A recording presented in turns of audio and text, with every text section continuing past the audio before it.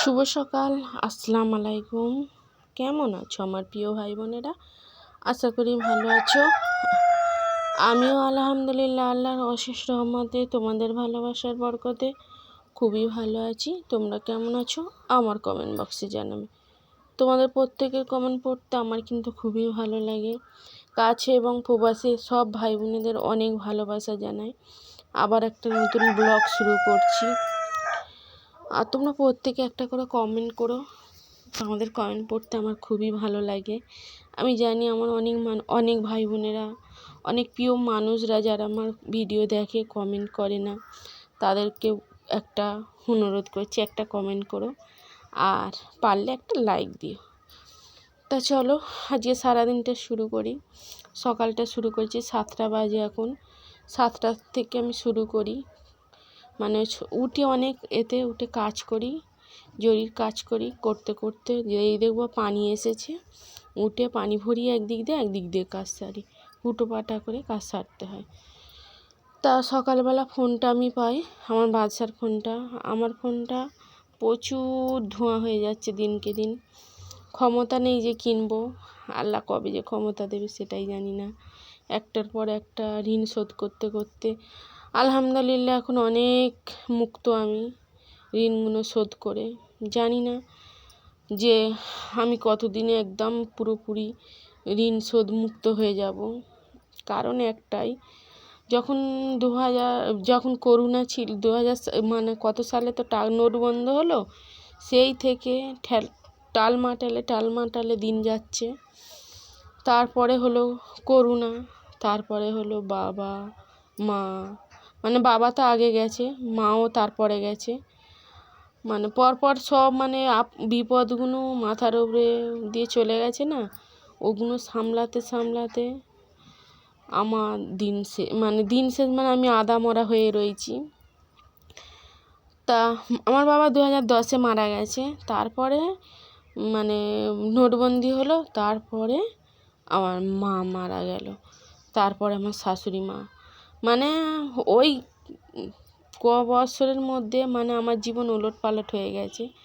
তাই এখন ওলটপালট জীবনটাকে আস্তে আস্তে গোছাতে অনেকটাই সময় লেগে যাচ্ছে।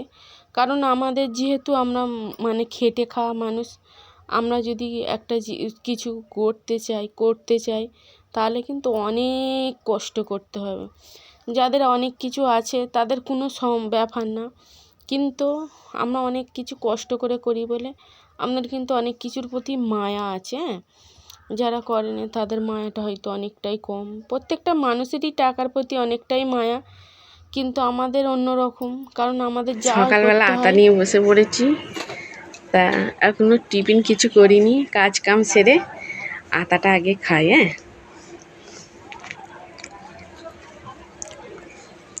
সেই খেতে ঠিক মিষ্টি। প্রত্যেকদিন পরোটা করি, আজকের গুলা রুটি করব। চলো এটা খেলি আগে। দারুণ খেতে, গাছে পেকে গেছে বলে তো খুব মিষ্টি।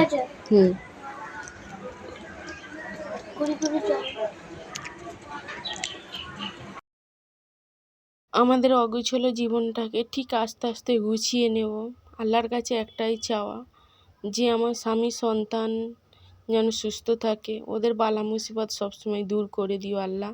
এটুকু চা, না টাকা পয়সা না কিছু, সবটাই আল্লাহ যেমন রেখেছে তাতে আলহামদুলিল্লাহ আছি। কিন্তু ওদের বালা মুসিবতটা দূর করো, এটাই চাই আমি সবসময়। তাহলে আমি কিন্তু জীবনটাকে সুন্দর করে গুছিয়ে নিতে পারি। সুন্দর করে অনেক আট্টালিকা বাড়ি নয়, গাড়ি নয়, কিছুই নয়, মোটামুটি বেঁচে থাকার মতো যতটুকু প্রয়োজন ততটুকু হলেই চলবে। তা আলহামদুলিল্লাহ ভালো আছি, তবু মাঝে মধ্যে একটু অসুবিধা হয়ে যায়। তা কোনো সমস্যা নেই, আল্লাহর দিন আল্লাহ ঠিক পার করে দেয়। আমার ভাই একটাই কথা বললো, যা কষ্ট মনে করো আপা সব কিন্তু সাময়িক। আমি সত্যি কথা বলতে এত ধৈর্য এত কিছু ছিল না আমার ধৈর্য ছিল, কিন্তু তখন অতিরিক্ত কান্না করতাম, নিজেকে অনেক কষ্ট পেতাম নিজের ওপরে। মানে কান্না করে কথাগুলো কাউকে প্রকাশ করতে পারতাম না, নিজের কষ্টটা ভেতরে চেপে রেখে রাখতাম। কিন্তু এই ইউটিউব জগৎ প্ল্যাটফর্মে এসে ইউটিউব প্ল্যাটফর্ম মানে ওনারকে অনেক ধন্যবাদ, যে একটা মনের কথা বা কষ্টের কথা বলার মতো জায়গা আমাদের মতো মেয়েদের দিয়েছে। তা যে থেকে আমি মনের কথা বলি, আর তোমাদের সুন্দর সুন্দর কমেন্ট এবং তোমাদের অনেক মানে ভালোবাসায় আমি যে সত্যি কথা বলতে এখন আমার মনের যে কষ্টটা আর হয় না। আমি এখানে যদিও তোমাদের দুলাভাইয়ের সঙ্গে হয়তো মাঝে মধ্যে একটু রাগারাগি হয়, আমি কিন্তু এসে এখানেই চিল্লাচিল্লি করি, কিন্তু আমার আশেপাশের লোকেরা জানে না। একটু এখানেই আমি বলি, চলো গুলা রুটি করবো ভেবেছিলাম, কিন্তু না, আমি পরোটা করবো। কারণ সেই গুলা রুটি করতে গেলেও তেল লাগবে, আর পরোটা করলেও তেল লাগবে। আমি সেই হালকা কেমনভাবে তেল দিই তোমরা তো জানো, আমি ছাঁকা তেলে ভাজি না, আর ওইটা করে ওই হালকা করে ভেজে তুলে নিই। তাই এইভাবে জীবন আমাদের। তো চলো, গুলা রুটি করা হয়ে গেছে, চা করেছি, আর রুটি মানে গুলা রুটি নাই, পরোটা করেছি। পরোটাটা করলে আমার আমার বড় ছেলে বা আমি দুজনে তৃপ্তি করে খাই। হয়তো অনেকে বলবে সকালবেলা পরোটাটা করো কেন, আমি বুঝিয়ে বলছি। আমার যদি 4টে বিস্কুট কিনি তাহলে 4-5-এ 20 টাকা, সেই 20 টাকা লাগবে, আর ফের 10টার সময় কিন্তু খেতে আসবে। আর আমি পরোটা করে দিলে 2টো করে যদি খাই তাহলে কিন্তু 10টার সময় খেতেও আসবে না, মানে খাওয়ার জন্য আর কোনো ঝম্প থাকবে না। আর আমার 100 তেল যদি আমি কিনি 2 দিন হবে, আমি 100 সাদা তেল কিনলে 2 দিন হবে। তো চলো রান্নাটা সেরে ফেলি। এখানে এনেছি গিমে শাক, অল্প অল্প করে আমি বাজার করছি, কারণ সবে ঈদ কাটিয়ে সবে শুরুর মুখে। এখন ওদের কাছে টাকা পয়সা নেই, যা ছিল আমার কাছে কম জম করে সেইগুলো নিয়েই চালাচ্ছি। আর স্বপ্ন আমার একটা আছে, আমার একটা ফোন কেনা বলতে আমার বাচ্চা যেই দিনকে কিনবে ফোন, ওর ফোনটা আমি নিয়ে নেব, এই স্বপ্ন আমার আছে। কিন্তু এখন আমাকে 1 বছর সময় লাগতে হবে।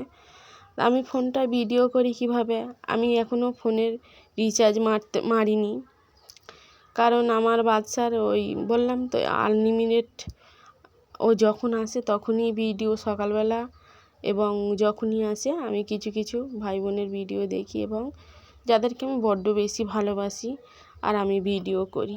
এটাই হলো আমার এরই মধ্যে সময় বার করে নিয়ে দেখতে হয়। তারই মধ্যে হয়তো কারোর ভিডিও হয়তো ভালো লাগলো, কিন্তু আমি দেখতে পারি না।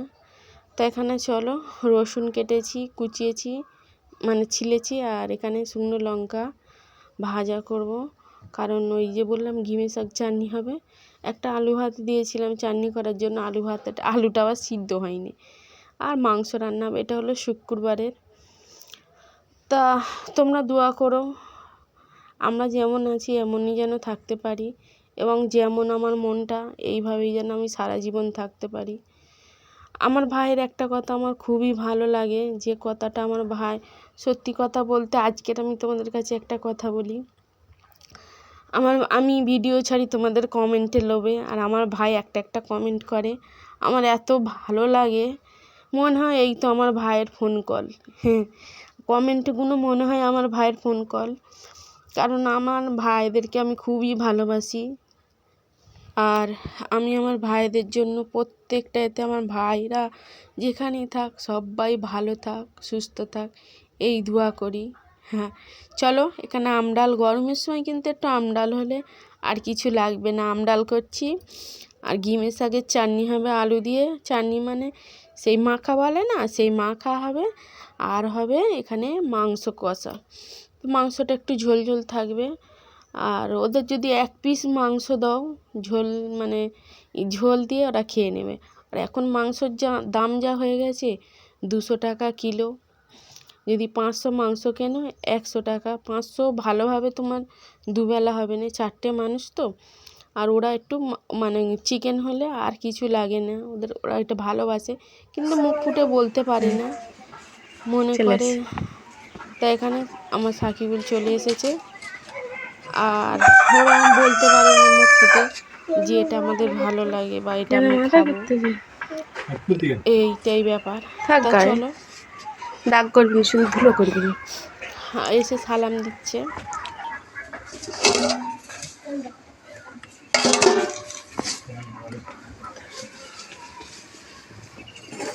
ঘরের ভেতরে সব।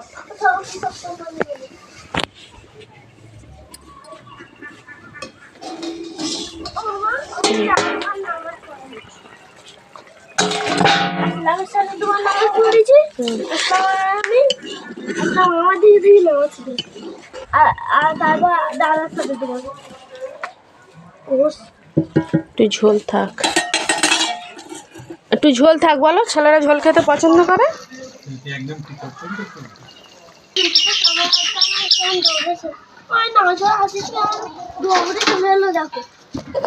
দেখতে পেয়ে চলে যাচ্ছে কিছু। কি হলো? পানি নিচ্ছে মাঠটা নদী ওরা চলে যাচ্ছে। আজকে চলে এসেছে